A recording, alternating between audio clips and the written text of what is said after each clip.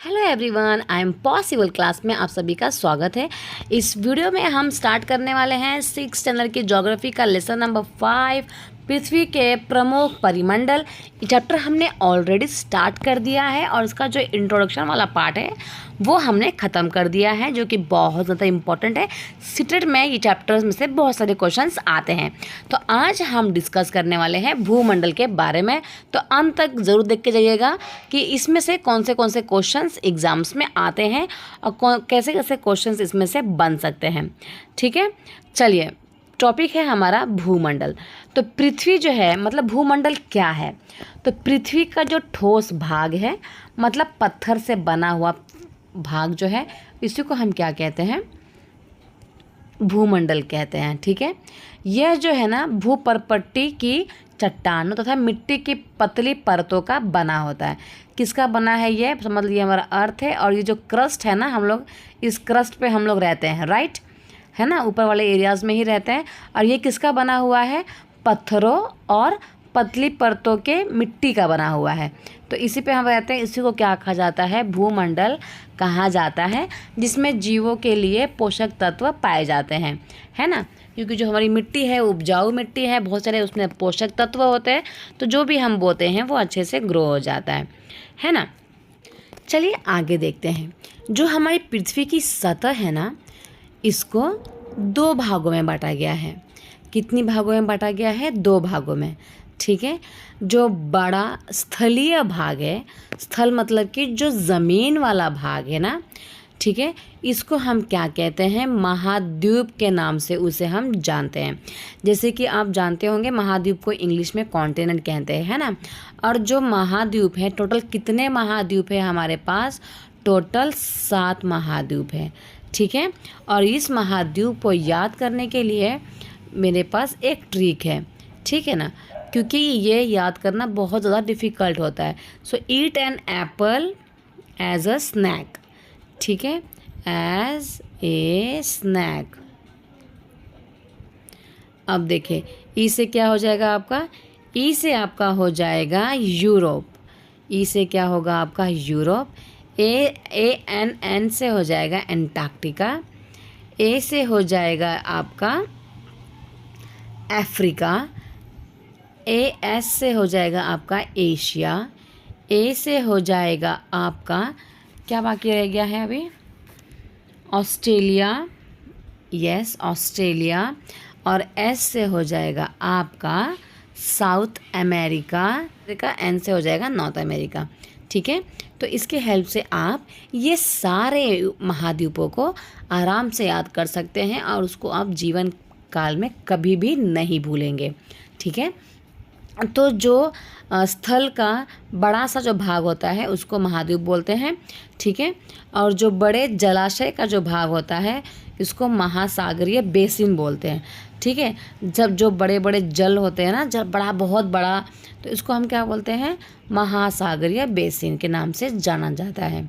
ठीक है, तो आपके लिए एक क्वेश्चन है कि टोटल हमारे पास कितने महासागर है?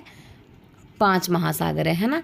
टोटल 7 कॉन्टिनेंट्स है और 5 ओशंस है ना। तो जब हमारे पास 5 ही ओशंस हैं, तो हम लोग, ये वाला गाना क्यों आता है हमेशा? 7 समुंदर पार में तेरे। ठीक है, क्योंकि ये महासागर है इसलिए। और समुद्र तो हमारे पास लाखों है, मतलब बहुत सारे समुद्र है, पर जो महासागर है वो 5 ही है। ठीक है, तो महाद्वीप कितने हो गए? 7। ठीक है, और महासागर कितने हो जाएंगे? 5। ठीक है, महाद्वीप किसे कहते हैं? तो बड़े स्थलीय भाग को महाद्वीप कहते हैं, है ना। महासागर किसे बोलते हैं? बड़े जलाशय को हम क्या कहते हैं? महासागर का है, महासागरीय बेसिन कहा जाता है उसको। ठीक है, तो विश्व के जितने भी महासागर हैं ना, वो आपस में एक दूसरे से जुड़े हुए हैं। ठीक है, टोटल 5 ओशंस के बारे में हमने पढ़ा। अब ये 5 ओशंस को हमें याद कैसे करना है, तो मैं आपको बताती हूँ एक ट्रिक। PIASA जो है ये पैसा है। तो पैसा की हेल्प से हम ये 5 ओशंस के नाम को याद कर सकते हैं। P for Pacific Ocean, A for Atlantic Ocean, इसके बाद I for Indian Ocean, S for Southern Ocean जिसको एंटार्क्टिक ओशन भी बोलते हैं, और ए फॉर आर्कटिक ओशन। ठीक है, सबसे बड़ा ओशंस की अगर हम बात करें तो ये है हमारा पैसिफिक ओशन। सबसे छोटे की बात करें हम लोग तो ये है आपका आर्कटिक ओशन। ओके, तो आई होप आपको समझ में आ रहा होगा। ठीक है, इसको हम लोग अभी मानचित्र में भी देख लेंगे कि वह कैसे एक दूसरे से जुड़े हुए हैं। ठीक है, समुद्रीय जल का तल सभी जगह समान होता है। समुद्रीय का जो तल होता है मतलब जो नीचे वाला एरिया होता है ना, जैसे मतलब नदी है, नदी के नीचे कहीं ना कहीं तो लैंड होगा ना। ठीक है, तो जो तल होता है ये कैसा होता है, सब जगह सेम होता है। तो स्थल की ऊंचाई को अगर हमें किसी भी प्लेस की ऊंचाई मेज़र करनी है तो हम समुद्र का जो तल होता है उससे मापते हैं। ठीक है, किससे मापते हैं, समुद्र के तल से मापा जाता है, और ये कितना होता है, शून्य होता है। ठीक है, कितना होता है, शून्य होता है। ठीक है, तो आपको ये पता होना चाहिए। फॉर एग्जांपल जो हमारा माउंट एवरेस्ट है उसकी हाइट कितनी है, 8848 मीटर, राइट, 48 मीटर है। तो इतना बड़ा है ये हाइट कैसे मेज़र की गई है, तो समुद्र तल से। क्यों, क्योंकि वहाँ का जो ज़मीन होती है वो समान होती है, सभी जगह का जो तल होता है वो समान होता है, इसलिए उसकी हाइट समुद्र के तल से मेज़र की जाती है।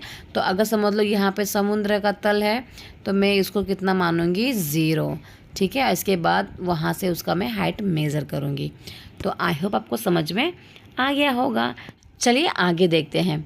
विश्व का सबसे ऊंचा शिखर जो है ना वो हमारा माउंट एवरेस्ट है। जैसे कि मैंने आपको पहले ही बताया, उसकी हाइट कितनी है, 8848 मीटर वो ऊंचा है। ठीक है, इसके अलावा हम बात करें विश्व का सबसे गहरा भाग जो है ना प्रशांत महासागर है, मतलब सबसे गहरा भाग। हमारे पास 5 महाद्वीप ये है, ओशन से है ना, महासागर कितने हैं हमारे पास, 5।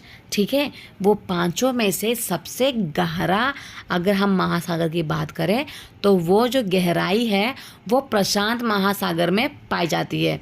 ठीक है, और उसी गहराई को क्या कहा जाता है, मरियाना गर्त कहा जाता है। क्या कहा जाता है, मरियाना गर्त। ये मरियाना गर्त क्या होता है, फॉर एग्जाम्पल समझ लीजिए ये आपका ओशन है। ठीक है, ये आपका क्या है, ओशन। तो ओशन के अंदर बहुत सारे पत्थर वत्थर तो रहते ही हैं, है ना, क्योंकि ओशंस के अंदर ज़मीन तो है ही ना कहीं ना कहीं। ठीक है, ये पत्थर है।